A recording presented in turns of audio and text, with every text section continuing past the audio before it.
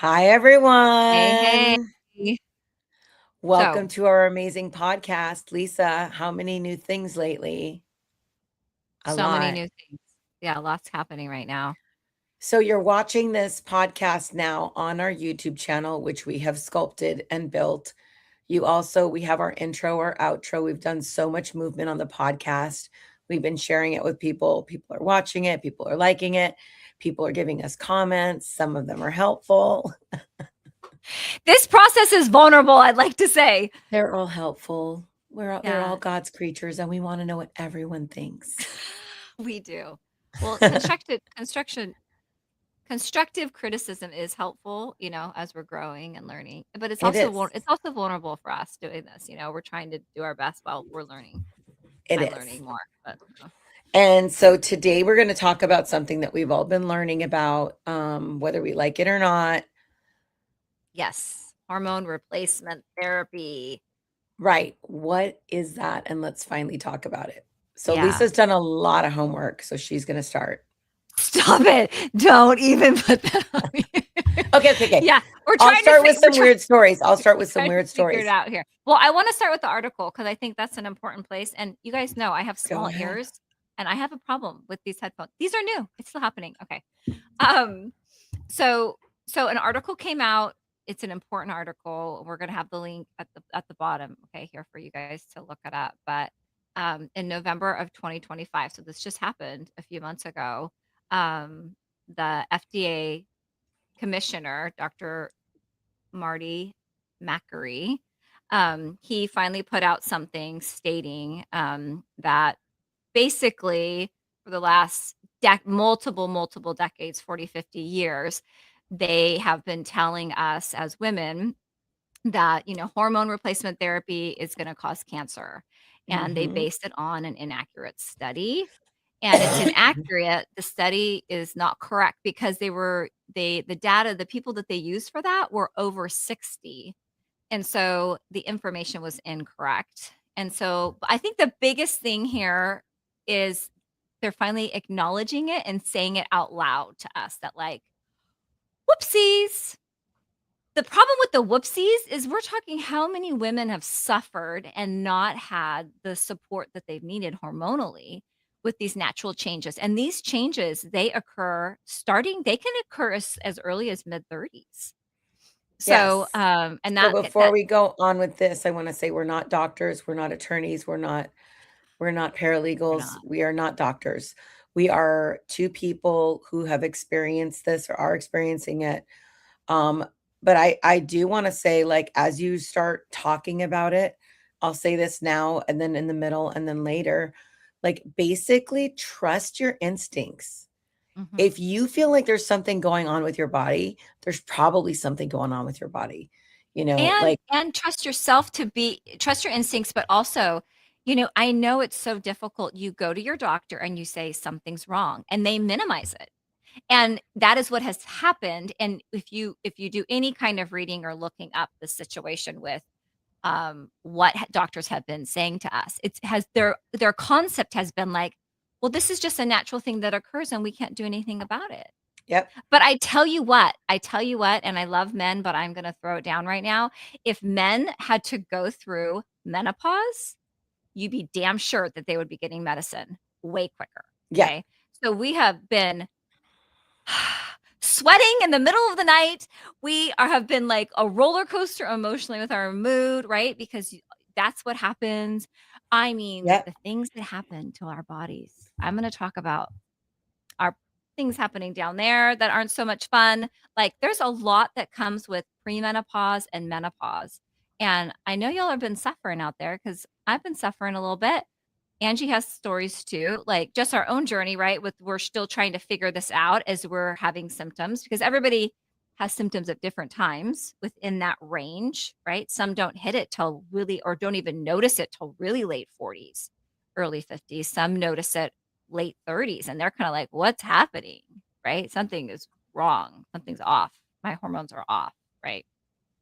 So, well, and I don't even know that people know that it's hormones. I think sometimes you just think that, like, it's kinda like that boiled egg not egg, boiled, frog story that they talk about, how if you put a boiling water on the pot, and then you pot of boiling water and you throw a frog in, the frog's going to Mhm. jump out. But if you put it in lukewarm water and just get the heat going up, that Mhm. frog will boil. They won't realize Yep. that they're struggling. And I know for me, I had my kids at 42. My cycle stopped when they were like 3 or 4.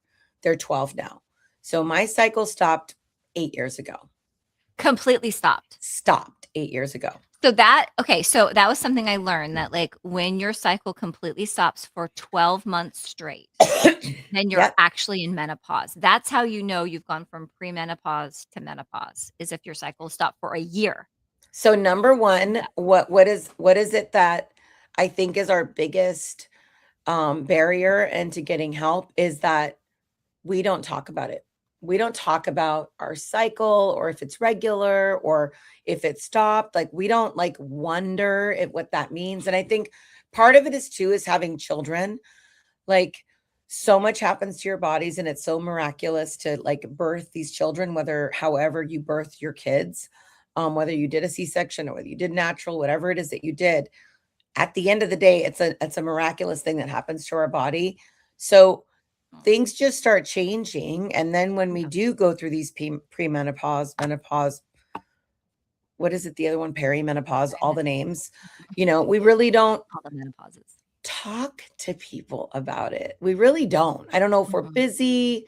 I think for me, the night sweats and the change in temperature was probably like for me, and this is just me, and I might be different, but I felt a lot of like shame and embarrassment, and I didn't even want to talk about it. Number one, I grew up with my grandparents, and both my parents were like really medically like wordy about their selves. So I am like the least person who likes to talk about any ailment.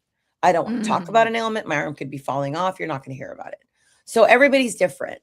But I Yeah, for think sure. when that started happening for me, I wasn't going to like say, "Hey, Lisa, this is what's going on with me." I just kind of was like, suck it up, deal with it. Well, that's It's what we've life. been told as women in general. Like that's just normal hot flashes, and we joke about it, right? We joke about having hot flashes at some level, like with each other, like like. But we just think we need to accept it. Like we had to accept that we have a menstrual cycle. You just accept it, right? Instead of having the thought of like, well, why is this happening? And I mean, obviously, you can, there's some like we understand, okay, our body's changing, right? Our estrogen levels are going lower. Um, there's a reason why we're getting to the place where we're not going to be bearing babies anymore. And so we're going to produce less eggs. And so there's a natural thing occurring. However, like this is yet another challenging thing for women, that we not only have you had to bleed every month for a period, we birth babies, we breastfeed babies, like then we get to go have our little our little girls smashed every year. Like, I'm like, "God, thanks for thinking so highly of us, but really, Yep. like, this is a lot as a girl. Like, this is a lot that we have to go through." And so if the more we understand, like, we're depleting of some hormones, therefore we need some hormone replacement to help us. Remember a conversation I was at a training with a colleague, and she was just talking about it. She was normalizing her hot flashes, and I was said, "Absolutely not. Like, no.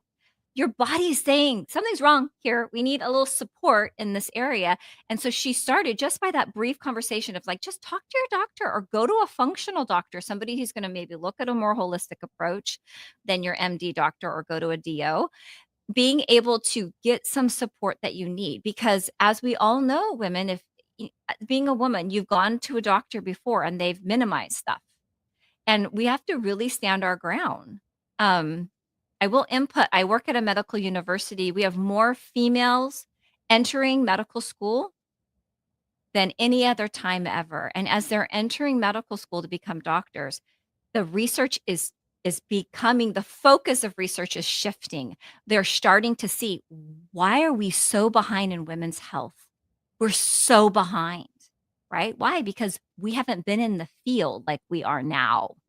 And now that we're in the field, we can start doing more of the research and seeing and start creating So solutions to the problems that are out there for us, the gaps for us as women. one study that comes to mind though is there was a study about these schools that they put in some country in Africa, right? So they we bring these schools, right? We donate money, and it's not that expensive to like build a school and Uh-huh. have schools in remote areas. And what they found inadvertently with these studies was that the girls were able to track with the boys up until they started their cycle, and then they dropped out of school. Interesting. So that's like an example of like what happens, The you know, impact. the impact that it has.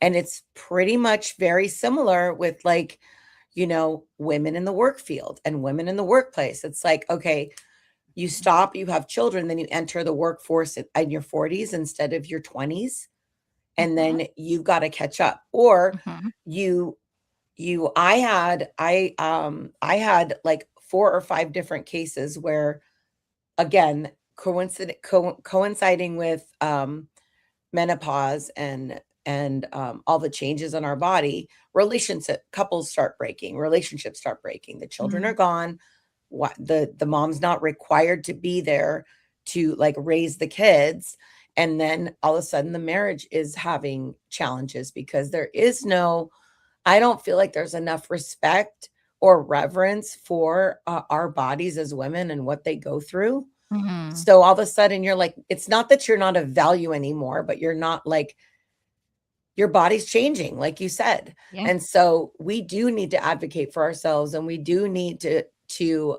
this article is really important because I remember for the majority of my 30s and 40s hearing that hormone replacement therapy caused cancer. Yeah. And that was just what they said. Yeah. And they were wrong. Yeah. The data was wrong. They used women that were already past, they were already in menopause. And the benefits come from hormone replacement therapy from starting earlier, Right. right? So, yeah, I mean, So even what are the benefits? Have you tried it? And what are the benefits? I can tell you what my benefits have been. well, I can just say for myself, so I have still been on birth control, and that has given me hormones, right? And I haven't wanted to get off of it because I feel like, "Oh, I'm in this sweet spot right now." And my doctor's like, "Yeah, it's helping you not have some of those symptoms." I'm like, "Yeah, thank you, God. Great. Don't take me off of it." And he's like, "You gotta get off of it soon." And what this is what I noticed. I noticed I started gaining weight right in my tummy section. And I was like, what is happening? Why am I getting it there? Like I could visually see it. And I'm really active. And I wasn't doing anything different, but I gained like 10 pounds just right there. And I So was I like, this is so weird. so Then it my was doctor, what do you think the average, I'm just asking now because it's relevant to this point of the discussion. What do you think the average weight gain is for women during menopause? I think it's like 10 to 20 pounds or something. I I think know it's it's pretty 40 to high. 60. Oh my gosh. 40 to 60. That's insane. It's So, insane. girls, so whether you're active or not, but, like, you start feeling that, right? And then for me, I was feeling the fatigue. Like, I was so fatigued. I was like, "What is going on?" Like, so do I need more sleep? Is this just part of being older, right? We start wondering what's happening because I wasn't having the typical what I consider typical symptoms. It was like, "Oh, I didn't What realize that." did you think the typical symptoms were? Just hot flashes. Just hot flashes. Hot flashes and low sex drive is what I thought typical were. Okay, But yeah. then I did start having where I was having the night sweats, different than hot flashes, but having the night sweat, so I just wake up sweaty, and I was like, "What is going on?" So I had Mm. to advocate for myself, and my doctor wasn't gonna give it to me. He's like, "No, you're already on the pill, you already have enough." And I said, "No, I don't have enough Male or because" female doctor? male doctor. I said, "I don't have enough because I'm having these symptoms, and I have shut my mouth and not said anything for a year, and so I need something." So I personally went through a company online, I pay out of pocket, and they know I'm on birth control, and I talk to a doctor that way, and I have a progesterone estrogen cream that I put on that's low, and I also take testosterone that's low, a low dose. And Yeah. that has been game changer for me. And everything I've listened to as well and read myself has told me like everybody's at a different level how much they Mhm. need. What one woman might need is a lot lower than the other.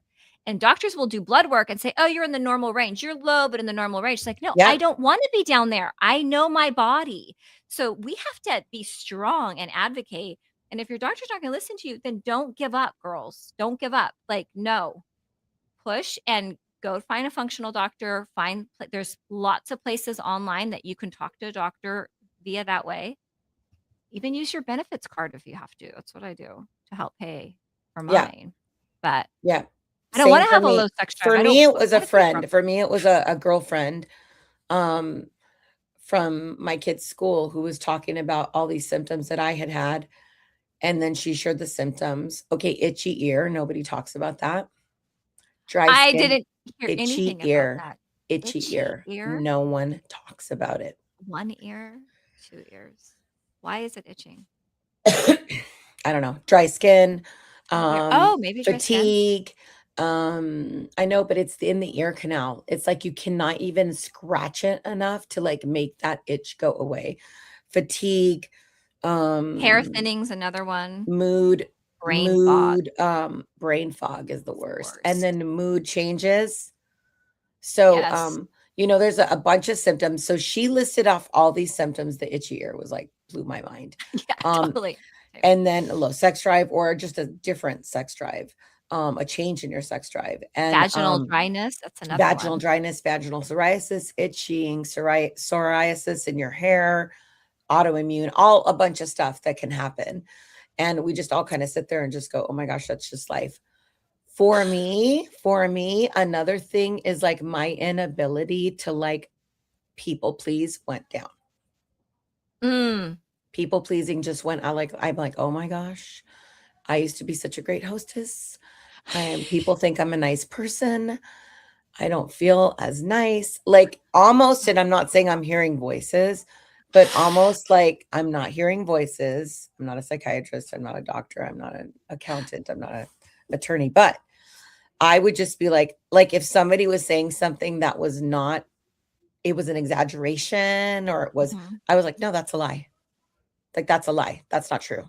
You're calling people out. Calling people out. And I'm like, oh Is my that a symptom we gosh, should add to the list? add that one to the list. Menopause and I have menopause. 4 aunts. I'm like, that's why they did that.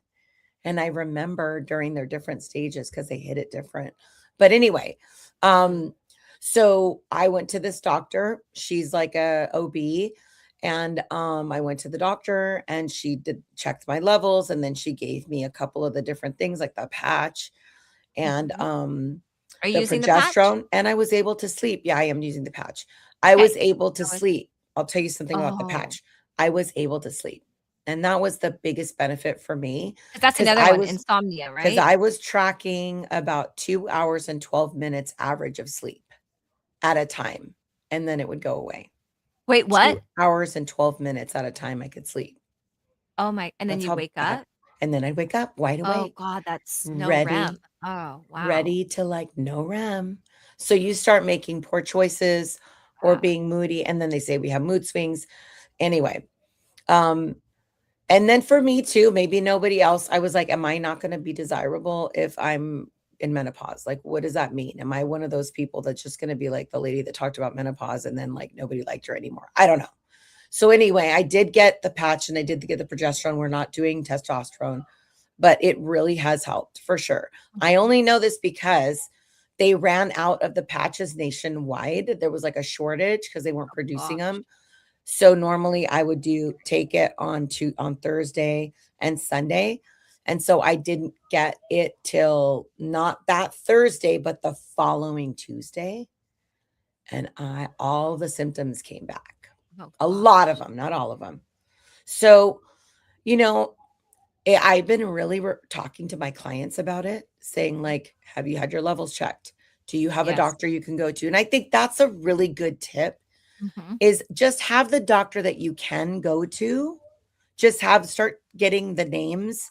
You might not want to do it. You might not want to move forward. You might still want to Mhm. do research, but find out who your local doctor that can Options. help you with what your options are. And I think Yeah. that's a really good start. Yeah. No, I valid because, it's like you go into it slowly, right? It takes us time to get to the place. Because I think we're Why did I used to feel suffering as women. We're used to sucking it up and suffering, and we take the hit and we keep going. Why And did I feel like there was something wrong with me if I needed hormone replacement therapy? Why did I feel that? Why? I mean, I yeah, know we could go into my own psychological but I makeup, mean, but I mean, sincerely, why do we feel like there's something not enough about us uh-huh. if we need Or that help? that we have to go through that even. Yeah. No. I think because, like, will we go through the pain of nursing? Like, "Oh, you know, my nipples are very sore," when you're nursing, right? When you first start, and you just kind of push through that pain of it, or you go through the pain of, like, birthing a baby, and you just tolerate it, and you just go through it, and you know you're gonna get to the end. So I think that concept of just like, "Well, this is just menopause, and you don't have any hormones, and you just suffer Oh, through it." how about But it's changes in vision? How about that one? mm. It's amazing how much your hormones really you Run have the show. joint pain as Joint well, inflammation. inflammation, yep. So Yes. there's so much going on, girls, so it's like, we really advocate for you to take care of yourselves, like, be willing to fight for yourselves, be willing to say, like, "This is I don't wanna feel like this," "This doesn't feel good." When you get a hot flash, it's like it feels like it starts from the core of your body, and it just goes and just and then you're just dripping sweat, like, in the middle of whatever you're doing, just comes and gets you. It's like, So I got a cold last week, maybe a week ago, maybe 2 weeks ago. And I'm only going to talk about this because it's just ladies and we're just talking about this. And it's just like the whole YouTube universe can hear this. But so I got a cold, maybe flu. I don't know. It doesn't matter. It was gone. It came, it went, it was heavy. Like I was in bed for 3 days. Well, then the coughing wouldn't go away. So now I'm kind of on the tail end of the coughing. That's why I've been turning away to cough. Okay. Well, what about when you like can't cough or sneeze oh, without peeing on yourself? mhm, mhm.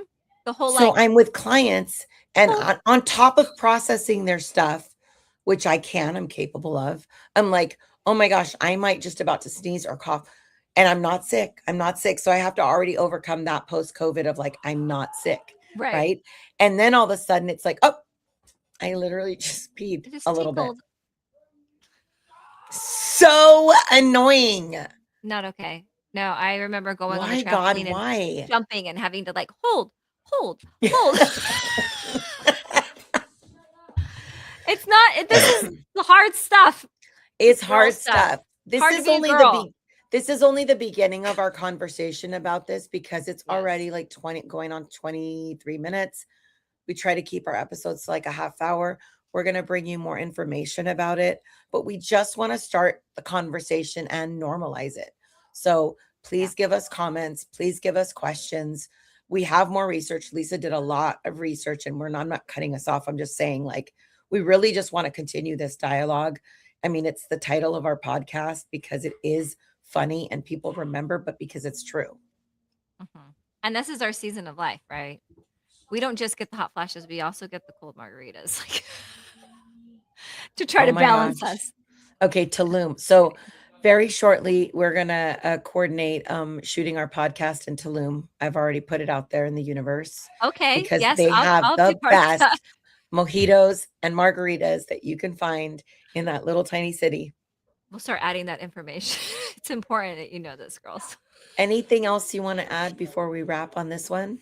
Um, no, other than just make sure that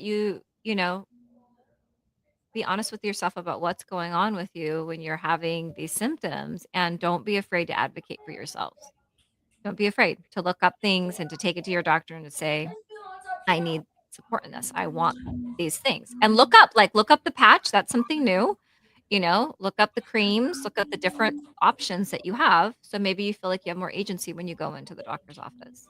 Yes, and ask for that blood work. I think the blood work's really important because you're going to need a baseline. So get the blood work Yeah. on the hormones so that let's just say you put it to the side and don't do anything with it for 6 months. When you come back and get checked at that 6 month level, you Mhm. already have some levels and markers that you can look at. So Yeah. we are here for you. Please message us, like us, give us your comments, give us your questions. We will continue to like do some more research and bring some more humor to the situation, but trust yourself. You're right. There is stuff going on. Talk to your girlfriends. Mhm. And yeah, You're not that's alone. it. You're not alone in it. Yeah, you're not alone in it. So know that. We're all Yep. sweating together. Bye, All right. everyone. See you later.